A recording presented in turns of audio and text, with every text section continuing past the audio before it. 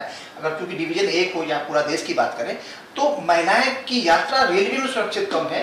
क्या police force की कमी है या कैसे देखते हैं इसको? नहीं, हमारे महिला की सुरक्षा करना सभी का उद्देश्य है और ये एक कम्युनिटी की भी उद्देश्य है, क्योंकि कोई भी महिला, आप कह रहे हैं कि अकेली ज़रूर है, लेकिन वो उस ट्रेन में, उस कोच में अकेली नहीं है। वहाँ पर उसके काफ़ी सहयोगी, हमारे सह यात्रीगण होते हैं। तो हम सारे एक साथ इकट्ठे हों और उस महिला की सुरक्षा करें।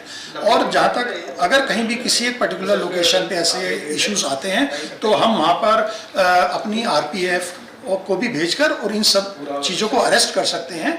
कोई आइडेंटिफाई करते हैं कि वल्नरेबल लोकेशंस क्या है और उस पर इमीडिएटली एक्शन। सर, ये देखा जा रहा है अवैध वेंडरों की भरमार ट्रेन में रहती है, कहीं भी हो, कोई भी डिवीजन हो। दूसरे अगर हम बात करें तो वेंडर के साथ साथ कुछ ऐसी चीजें होती, रात में 1 बजे लोग सो रहे हैं और अवैध वेंडर घुस जाते हैं, तो उसके लिए क्या कोई विशेष अभियान आप चलाते हैं? इलीगल जो वेंडर्स हैं उनको कंट्रोल करने के लिए समय समय पर हम लोग एक ड्राइव चलाते हैं। अभी लास्ट वीक भी ड्राइव चलाई गई थी जिसमें काफ़ी वेंडर्स अरेस्ट हुए थे।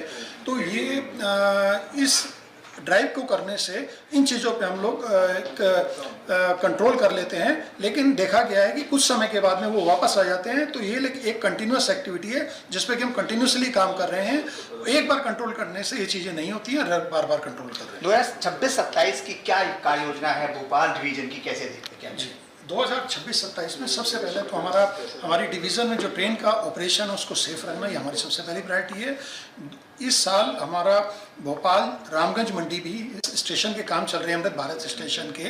अभी 13 अंडर प्रोग्रेस है, वो 13 भी इस वर्ष पूरे कर लिए जाएंगे। और यात्रियों की सुविधाएं देने के लिए, जैसे मैंने अभी बताया, कि कुछ स्पेशल ट्रेन्स भी चलेंगी और जो यात्रियों के लिए सुविधाएं होती हैं कि कहीं पर अगर ऊंचा प्लेटफॉर्म करना है, कहीं पे कवर शेड बढ़ाने हैं, पानी की व्यवस्था करनी है, ये सब भी रेलवे लगातार करती रहेगी।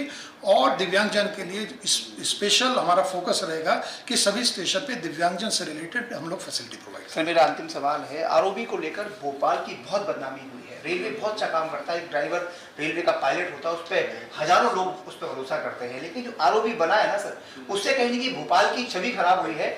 PWD की जिम्मेदारी है, रेलवे की जिम्मेदारी है, लेकिन कुछ न गलत तो हुआ है, जिम्मेदारी किसी की भी हो। देखिए, इसमें जो एक जनरल अरेंजमेंट ड्राइंग बनता है उसमें PWD के इंजीनियर्स उसको बनाते हैं और रेलवे जो पोर्शन होता है जो केवल रेलवे की बाउंड्री में होता है, रेलवे उसके लिए अपना डिज़ाइन करता है और कंस्ट्रक्ट करता है। तो जो अप्रोचेस का जो डिज़ाइन है वो टोटल PWD का ही डोमेन था और PWD ने ही इसको 118 डिग्री पे डिज़ाइन किया। सर, बीच में ये होता है कि PWD बना रही है सड़क, रेलवे बनाएगी, सर ऐसा नहीं हो सकता कि एक ही डिपार्टमेंट को दे दिया जाए, भैया आप ये सड़क भी बना दो, आप ही ROB बना दो? नहीं, बिल्कुल ऐसा हो सकता है और ऐसा भी पास में डिसीजन भी ले लिया गया है।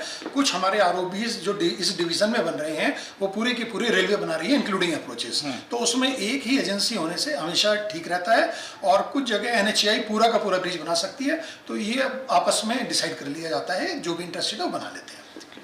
हमारे साथ थे DRM पंकज त्यागी साहब। साफ तौर पर जिस तरीके से उन्होंने कहा है कि भोपाल में 2025-26 में किसी तरह की कोई भी रेल दुर्घटना नहीं हुई, ये खुशी की बात है। साथ में सुरक्षा के लिए कड़े इंतजाम भी किए जा रहे हैं और वेंडर्स पर बराबर कार्रवाई की जा रही है। साथ में एक बड़ी महत्वपूर्ण बात उन्होंने कही है कि समाज की भी जिम्मेदारी है कि कोई भी महिला या कोई यात्री जा रहा हो तो उसके साथ साथ उसकी सुरक्षा करें।